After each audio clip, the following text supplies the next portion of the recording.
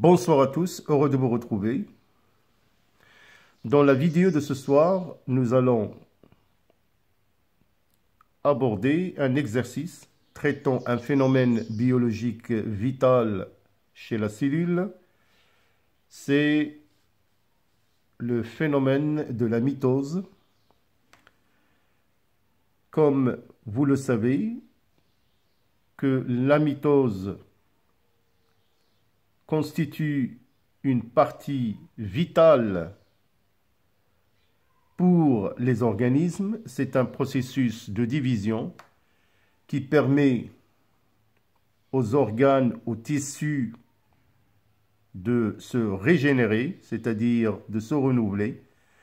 Et la mitose permet bien évidemment la croissance. Alors nous allons voir de près ce que nous propose l'exercice numéro 2. Donc vous allez apprendre à déterminer les phases de la mitose à partir d'un document. Alors pour cette raison, je vais vous lire l'énoncé de l'exercice, je vous laisse le temps de le relire. Et bien évidemment, lors de la réponse, je vais essayer, au cas du besoin, de donner quelques informations supplémentaires.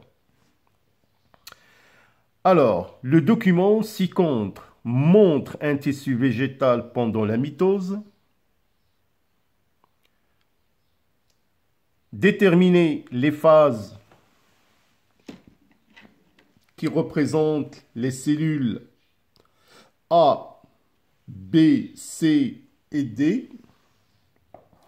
Et bien évidemment, il faut justifier votre réponse.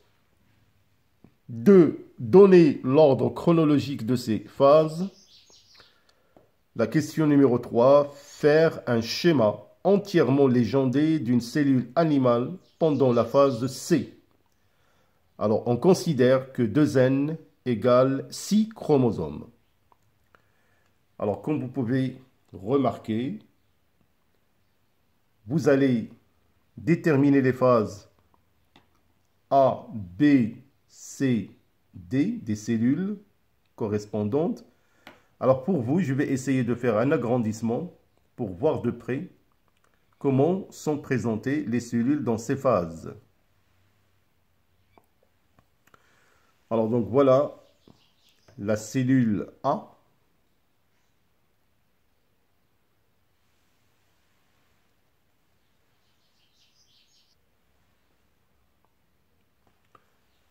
Donc, la cellule B.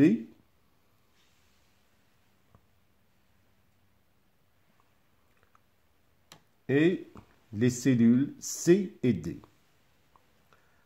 Alors, comme c'est demandé, déterminer ces phases qui représentent ces cellules A, B, C et D. Et bien évidemment, justifier votre réponse.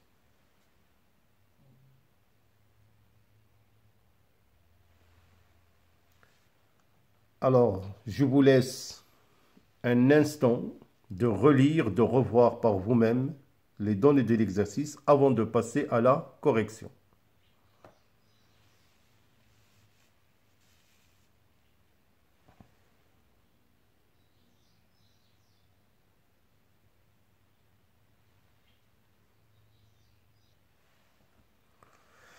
Alors donc, j'espère que vous avez déjà essayé. Alors, concernant la détermination des phases qui représentent les cellules A, B, C et D, avec justification. Alors donc, je vais encore une fois faire un agrandissement au niveau de la cellule A. Alors, comme vous pouvez le remarquer sur le schéma, les chromosomes ont adopté une disposition un peu particulière qui rappelle celle de la plaque équatoriale lors de la phase métaphasique. Donc, on peut dire que la cellule A est au stade de la métaphase parce que les chromosomes sont placés sur le niveau équatorial, formant la plaque équatoriale. Donc voilà en ce qui concerne la cellule A.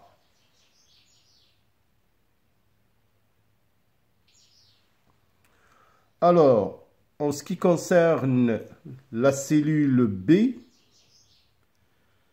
alors remarquez ici que les chromosomes sont en phase d'apparition, ils sont en train de se condenser.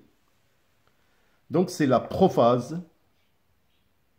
On peut voir l'apparition de filaments qui sont enchevêtrés, qui sont appelés les chromosomes. Donc, c'est-à-dire la spiralisation et la condensation de chromosomes se continuent pendant cette phase de la prophase, ce qui donc confirme que la phase B, la cellule est dans une phase de prophase. Alors, concernant la cellule C, comme vous pouvez voir, donc la cellule C est dans une phase d'anaphase. On peut parfaitement voir de près l'ascension polaire, c'est-à-dire la migration des chromosomes vers les deux pôles de la cellule. Donc, chaque lot de chromosomes migre vers un pôle de la cellule.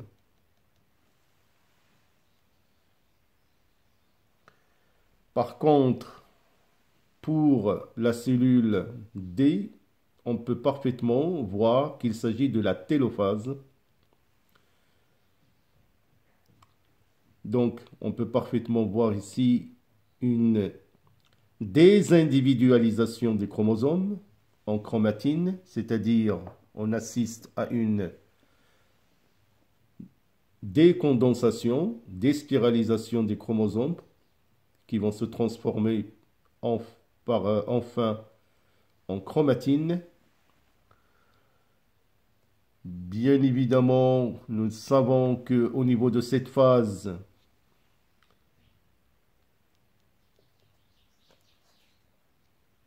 il y a l'apparition d'une paroi cellulosique, puisqu'il s'agit d'un tissu végétal, donc il faut faire très attention.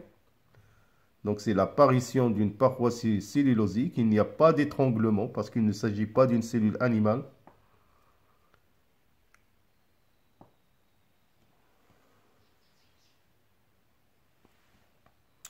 Alors donc voilà la réponse pour la question numéro 1. Alors comme j'ai dit, pour le A, c'est la métaphase. Les chromosomes placés sur le niveau équatorial forment la plaque équatoriale. Pour la cellule B, il est en stade ou en phase de la prophase. Apparition de filaments enchevêtrés appelés les chromosomes. Pour le C, c'est l'anaphase, c'est la migration de deux lots identiques de chromosomes, chacun vers un pôle de la cellule. Donc cette anaphase est caractérisée par la séparation des chromosomes au niveau de leur centromère, qui laisse bien évidemment chacun un chromosome fils qui va migrer, comme je viens de dire, vers un pôle de la cellule.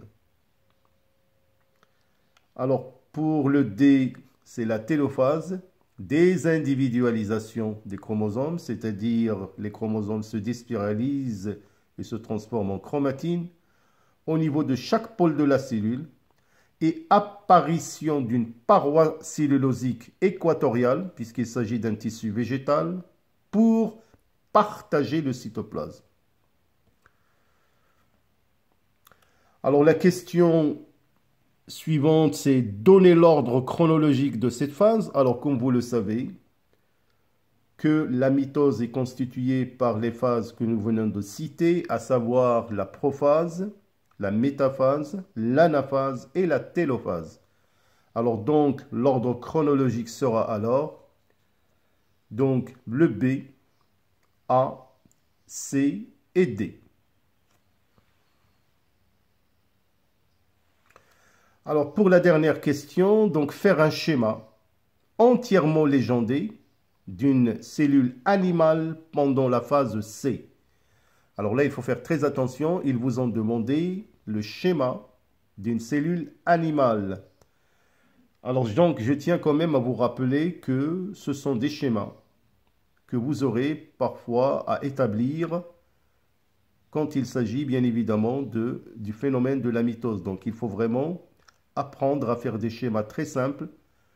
Parfois, on peut vous proposer un nombre de chromosomes de 4 ou de 6, comme le cas de cet exercice.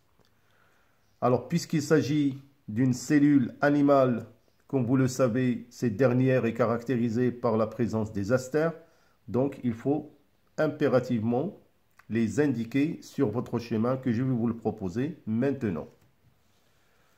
Alors voilà un schéma proposé concernant une cellule animale pendant l'anaphase, c'est-à-dire la phase C avec 2n égale 6.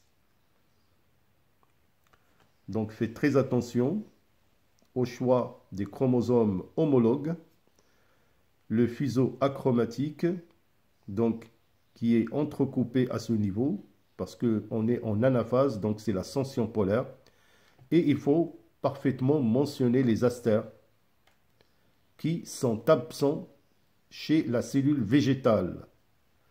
Donc, on a les astères, le chromosome fils et le fuseau achromatique.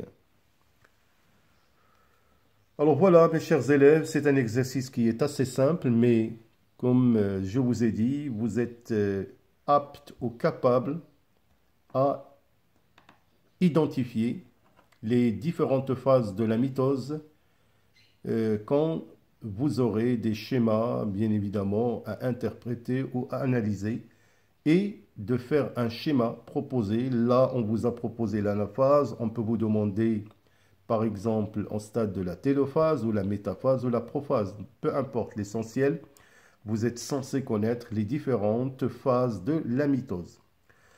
Voilà, donc, dans l'attente d'une autre vidéo, toujours dans l'information génétique, j'attends vos commentaires, vos encouragements. Portez-vous bien, bonne continuation et à bientôt.